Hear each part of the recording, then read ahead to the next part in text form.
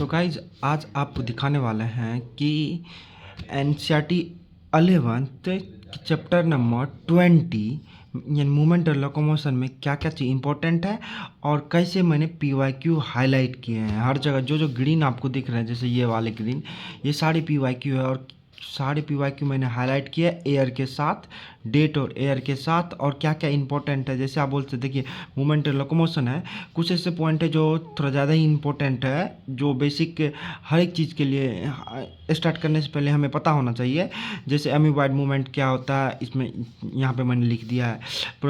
कितने टाइप के मूवमेंट होते हैं, प्रोटोप्लाज्म के स्ट्रमिंग से अमीबा करता है, सिलिया फ्लैजिला, सारे जिसके जिसके मूवमेंट से होता है, तो ये मैंने ऊपर लिख दिया है यहाँ पे। चलिए आगे नीचे चलते हैं, नीचे देखते हैं। जैसे हर एक लाइन को मैंने हाईलाइट किया, देखिए ग्रीन से, देखिए ऑरेंज से जो हाईलाइट है ये जनरलाइज पॉइंट है, जो इंपॉर्टेंट है ये भी, और ये ग्रीन से जो हाईलाइट है ये सारे के सारे पीवाईक्यू है। तो जैसे देख सकते हैं ये रहा, इसमें मैंने हाईलाइट किए लोकोमोशन क्या होता है, फिर यहाँ पे पैरामीशियम के बारे में दिया हुआ है, पैरामीशियम के बारे में दिया, ये सब ये भी मैंने हाईलाइट कर दिए हैं। ये साइड में यहाँ पे इसकी समरी लिख दिया है, थोड़ा इजी तरीका में हो जाएगा। ये भी लाइन में इंपॉर्टेंट, यहाँ से भी क्वेश्चन बना है। आगे ये मूवमेंट जो होता है, जितने 3-4 प्रकार के मूवमेंट होता है, जैसे फ्लैजिलर मूवमेंट होता है, अमीबॉयड कर क्या कहते हैं पेस्पम में होता है, अमीबॉयड मूवमेंट, सिलियरी मूवमेंट, ये दोनों मूवमेंट यहाँ पे अच्छे से लिखे हुए हैं। जो मैंने इसके क्या कहते हैं, यानी थोड़ा एक इंस्टेंट रिवीजन के लिए साइड में पेपर चिपका के भी लिख दिया अमीबॉयड मूवमेंट किस में होता है, और कुछ ऐसे ऐसे इंपॉर्टेंट पॉइंट होता है, जैसे अमीबॉयड मूवमेंट किस में होता है, माइक्रोफेज लिकोसाइड में, और इंटरकैलेटेड डिस्क कहाँ पर जाता है, कार्डिक मसल्स में। और ये देखिए ये इंपॉर्टेंट पॉइंट है, ये बहुत ही ज़्यादा, ये बहुत ही ज़्यादा इंपॉर्टेंट पॉइंट है। ये माइक्रोफेज अमीबॉयड सब के बारे में, लिकोसाइड के बारे में ग्रीन से हाईलाइट है, ये पीवाईक्यू आ चुके हैं। और ये सिलियरी मूवमेंट जो सिलिया की मदद से होता है, ये भी ग्रीन से हाईलाइट है, तो ये भी पीवाईक्यू आ चुके हैं। आप इसे भी हाईलाइट कर सकते हैं। ये सब तो जनरल पॉइंट है जो इंपॉर्टेंट है, इसे एक बार पढ़ के आप जाइए। ये जो ऑरेंज से हाईलाइट है इंपॉर्टेंट है, ये भी। ये जो येलो से हाईलाइट है ये भी इंपॉर्टेंट है। ऑरेंज वाला थोड़ा ज़्यादा इंपॉर्टेंट है, अगर इसे 4 स्टार, इसे अगर 4 ग्रीन यानी ग्रीन वाले को आप 5 स्टार बोलिए, पीवाईक्यू है। ऑरेंज वाले को आप 4 स्टार बोलिए, और येलो वाले को आप भी 3.5 स्टार बोल सकते हैं। यानी ये दोनों ऑलमोस्ट बराबर क्या कहते हैं इंपॉर्टेंट है। मैंने दूसरी बार रिवाइज किया तो पहले इससे हाईलाइट किया था, अब इससे हाईलाइट कर दिया। तो चलिए आगे देखते हैं आगे इसमें क्या दिया हुआ है। ये रहा मसल्स के बारे में दिया हुआ है, क्या क्या होता है। जैसे फ्लैजिलम मूवमेंट होता है, इसमें मसल्स के क्या स्पेशल प्रॉपर्टी है, जैसे एक्साइटेबिलिटी, कॉन्ट्रैक्टिबिलिटी, एक्सटेंसिबिलिटी, एलास्टिसिटी, ये प्रॉपर्टी है। इसके बारे में ऑलमोस्ट यहाँ से कुछ ही एक क्वेश्चन आया है, ये देख सकते हैं। सिर्फ यहाँ से क्वेश्चन है, यहाँ से क्वेश्चन, इधर से नहीं आया है। लेकिन ये कैनोसाइड सेल जो होता है स्पर्म में, यानी कैनल सिस्टम ऑफ स्पॉन्ज, ये उसमें एक कैनोसाइड सेल होता है, यहाँ से ये नीट में क्वेश्चन आ चुका है। तो यहाँ पे आप देख सकते हैं, यहाँ पे आप हाईलाइट कर सकते हैं। और मसल जो होता है 3 प्रकार के होता है, स्केलेटल का, विसरल, कार्डिक। तो ये शॉर्ट फॉर्म में मैंने एक पाई चार्ट बना लिया है इंस्टेंट। इसमें भी जो ग्रीन से हाईलाइट है सारे आ चुके हैं स्टेटमेंट में, इधर उधर। देखिए ये भी इंटरकैलेटेड डिस्क, ये भी कार्डिक मसल है, पीवाईक्यू है, इनवॉलंटरी होता है, सिलिंड्रिकल होता है, स्ट्रैटेड होता है, ब्रांच होता है, ये भी आ चुका है। विजल मसल है, स्मूथ मसल्स के बारे में भी आ चुका है, पीजी फॉर्म के बारे में, स्केलेटल मसल्स के बारे में, multinuclear and branched actin myosin present होता है, ये भी आ चुका है। तो चलिए आगे दिखाते हैं आपको। ये जो पूरे के पूरे ये जो पूरे के पूरे पेज है, ये जो आप पूरे के पूरे पेज देख रहे हैं, ये पेज तो कॉम्प्लिकेट है। इसे आप अपने से एनसीईआरटी में पढ़िएगा तो लगेगा क्या हो रहा है, नहीं हो रहा है। तो इस कारण से ये पेज मुझे थोड़ा ज़्यादा ही कॉम्प्लिकेट लगता है, कॉम्प्लिकेट बहुत ही ज़्यादा नहीं, बहुत ही ज़्यादा। तो इसके लिए मैंने एक माइंड मैप बना लिया है, ये देखिए माइंड मैप टीचर की मदद से बनाया है। ये मसल्स, उसके बाद उसके अंदर क्या रहता है, फिर मसल्स फाइबर्स, जिसे मसल सेल बोल सकते हैं, फिर मसल्स फाइब्रिल, मायो फिलामेंट, स्ट्रैटेज, एक्टिन, मायोसिन। तो ये ऑर्डर हो गया। ऐसे आप देख सकते हैं, सारे के सारे ऑर्डर ऐसे दिए हुए हैं, आप देख सकते हैं, कोई बड़ी बात नहीं है, आप अच्छे से देख सकते हैं इसे। आगे देखिएगा तो आगे चलिए, आगे इधर भी थोड़ा ज़्यादा इंपॉर्टेंट पॉइंट है, इधर भी ज़्यादा इंपॉर्टेंट। ये जो है ग्रीन से हाईलाइट, ये बहुत ज़्यादा इंपॉर्टेंट है, ये बहुत ज़्यादा इंपॉर्टेंट, इसे भी आप याद रखें। ये 2000 देखिए ये रहा 2023 में, इससे ग्रीन से हाईलाइट नहीं किए, वापस से रिवाइज किए थे तो ये येलो से हाईलाइट हो गया। ये पॉइंट 2023 में आ चुका है, ये ग्रीन से हाईलाइट, ये भी PYQ है। आप समरी के आसानी पे ऐसे लग सकते हैं। मसल्स कॉन्ट्रैक्शन के दौरान 2 बॉक्स बनाइए और दोनों बॉक्स में क्या क्या इंपॉर्टेंट है आप सिर्फ इतना लिख लीजिए। ए बैंड एक्टिन मायोसिन से बना हुआ, आई बैंड से ओनली एक्टिन से बना हुआ, एच बैंड ओनली मायोसिन से। और मसल्स कॉन्ट्रैक्शन के दौरान क्या क्या चेंज होता है, ए बैंड सेम रह जाता है, आई बैंड डिक्रीज होता है, एच बैंड डिक्रीज होता है। हाई ट्रिक है, high decrease, H band decrease, I band decrease.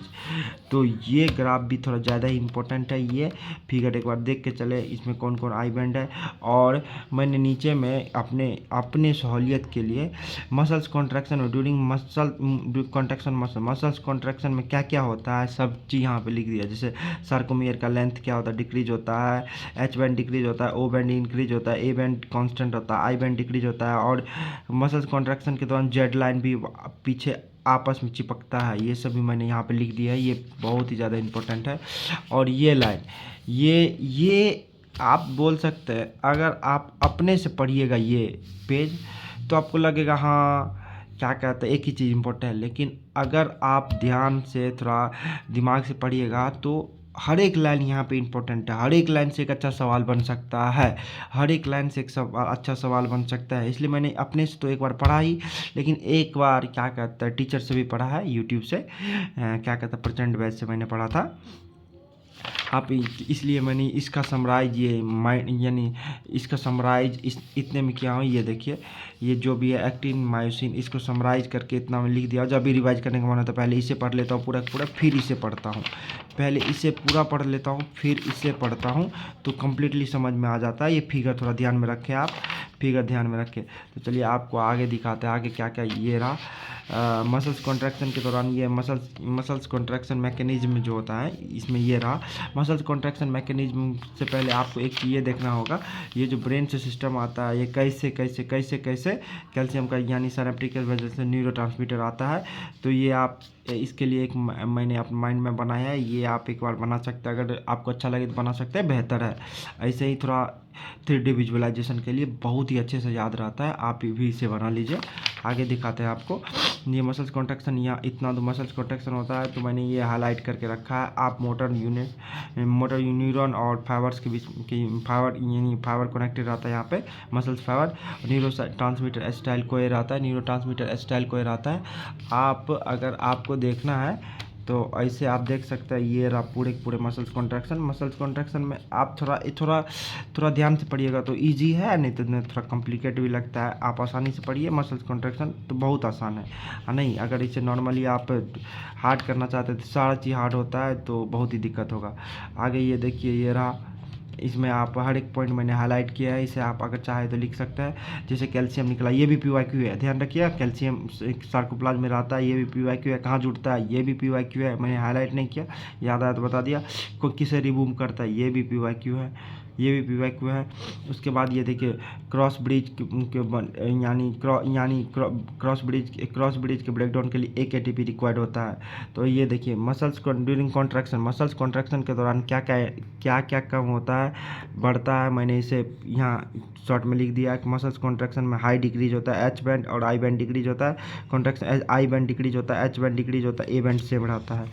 आगे चलिए आपको दिखाते हैं आगे। ये देखिए ये आगे ये ग्राफ जो है ये भी इम्पोर्टेंट है इसकी, लेकिन समझने के बाद अगर नहीं समझिएगा तो क्या गई भैंस पानी में, इसे समझिए। फिर इसे एक क्वेश्चन आया इस ग्राफ से क्या कर इस ग्राफ से नहीं इस ये फिगर से।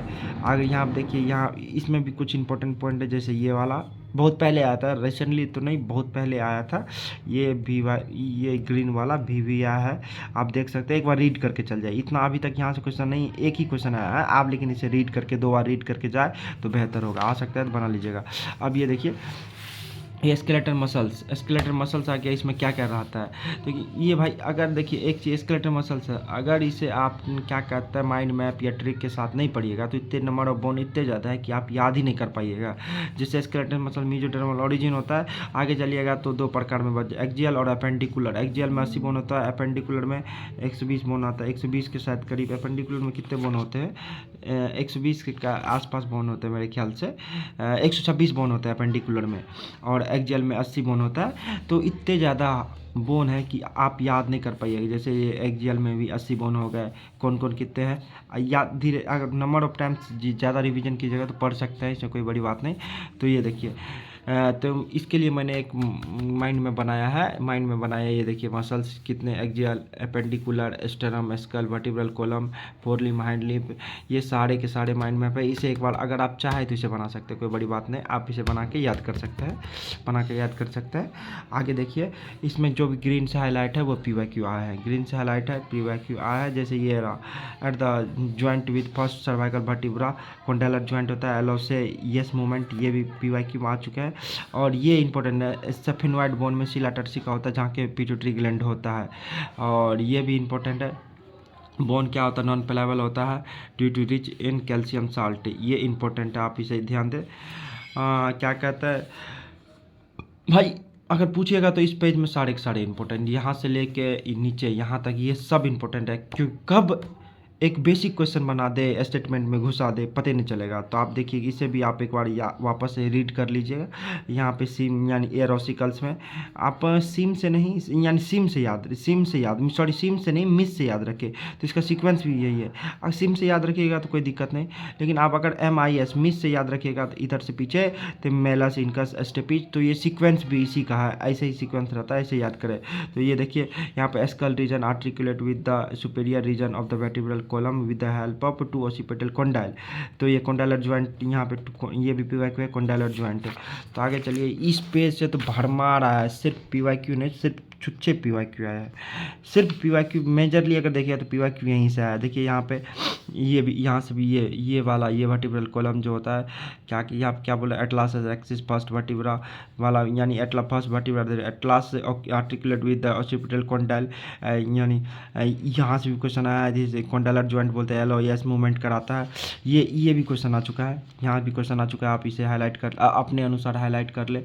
फिर ये देखिए यहाँ से यहाँ में ग्रीन, यहाँ से यहाँ देखिएगा तो यहाँ से यहाँ कौन कौन है, सब के सब यहाँ से भी क्वेश्चन आ ही चुका है, यहाँ से यहाँ भी क्वेश्चन आ ही चुके हैं।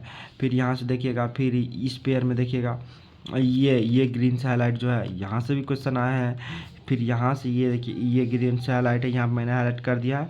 क्या कहता है 2019 में भी यहाँ से क्वेश्चन आया था, 2024 में भी क्वेश्चन आया था, ये 2019 में आया था, ये 2020 में आया था, यहाँ से 2019 में आया था। तो यहाँ से यहाँ ये जो ये है, इतना पैराग्राफ बहुत ही ज़्यादा इंपॉर्टेंट है, इसे आप जितनी बार पढ़े उतनी बार अच्छा है। यहाँ से 5 से 10 बार क्वेश्चन आ चुका है मैक्सिमम, मिनिमम 5 बार, मैक्सिमम 5 से ऊपर भी जा सकता है। तो ये वर्टिब्रल कॉलम के लिए मैंने क्या कहता है डायग्राम बना के सब चीज़ लिख रखा है, जिससे इजी हो मुझे पढ़ने में, याद करने में। ये रहा वर्टिब्रल कॉलम का, ये रहा रिब्स का।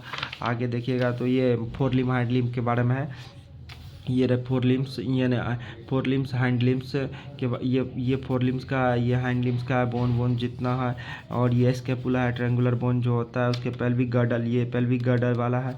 तो आप देखिएगा, तो अगर ध्यान से आप देखिएगा तो ये रहा सब भाई इंपॉर्टेंट, इसमें क्या बोलूँगा इंपॉर्टेंट नहीं है। ये फीमर लॉन्गेस्ट बोन है, यहाँ से एक बार तो आपको पढ़ना ही पड़ेगा, ये भी एक बार पढ़ना पड़ेगा। पेक्टोरल पेल्विक गर्डल ये भी पढ़ना पड़ेगा, क्योंकि इधर से आ चुके हैं भाई, लाइन से कोई भी क्वेश्चन बना देता है इधर से।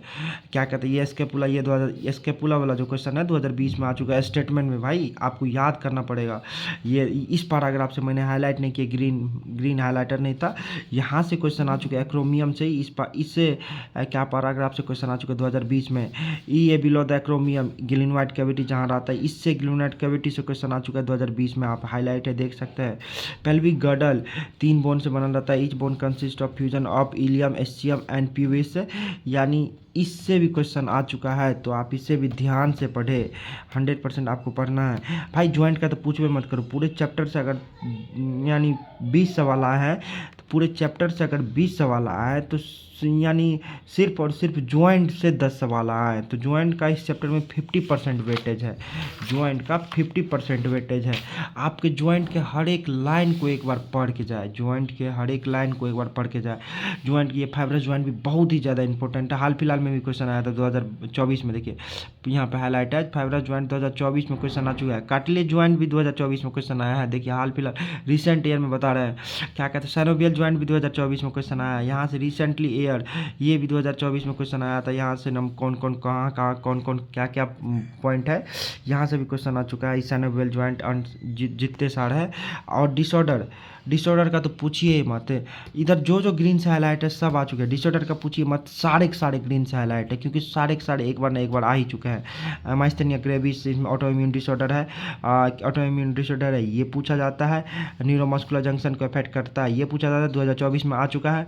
उसके बाद देखिए मस्कुलर डिस्ट्रॉफी एक प्रकार का जेनेटिक डिसऑर्डर है, ये पूछता है। इन दोनों में ये पूछता है कि माइस्थेनिया ग्रेविस जेनेटिक है ऑटो इम्यून है, तो ऑटो इम्यून है। मस्कुलर डिस्ट्रॉफी जेनेटिक है ऑटो इम्यून है, ये पूछता है। 2020 में ये पूछा था, और ये 24 में पूछा गया था।